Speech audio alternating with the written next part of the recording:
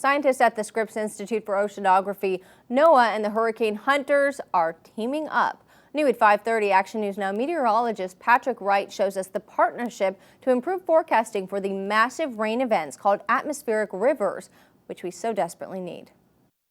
The rain, the flooding, the landslides, and the drought busting all have lasting impacts during and after an atmospheric river event.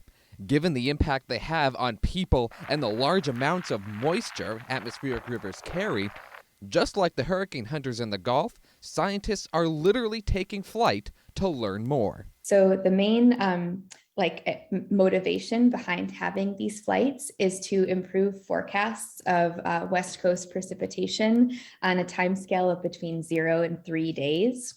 So a short-term improvement. But what's really exciting is when we collect all this information and then feed those data directly into operational numerical weather prediction models, we also have those data to look back and try to understand more about the phenomena of atmospheric rivers themselves.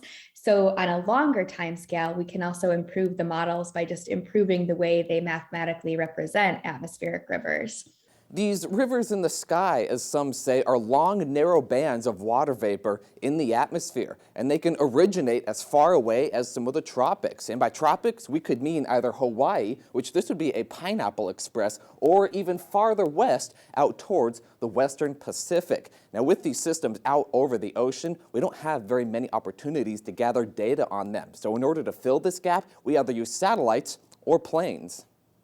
This relatively new partnership is allowing crews to fly into the storms and take a series of measurements to paint a picture of the atmosphere using dropson, roaming buoys, and radio occultation, which measures how much a GPS signal bends when it encounters changes in temperature and humidity in the atmosphere.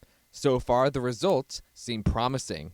The analysis needs to be completed and go through peer review, but some initial looks really indicate an enhancement of lead time.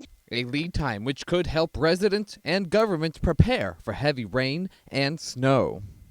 This program started in 2018, and this year they started flying in January, and planes are available for 13 weeks.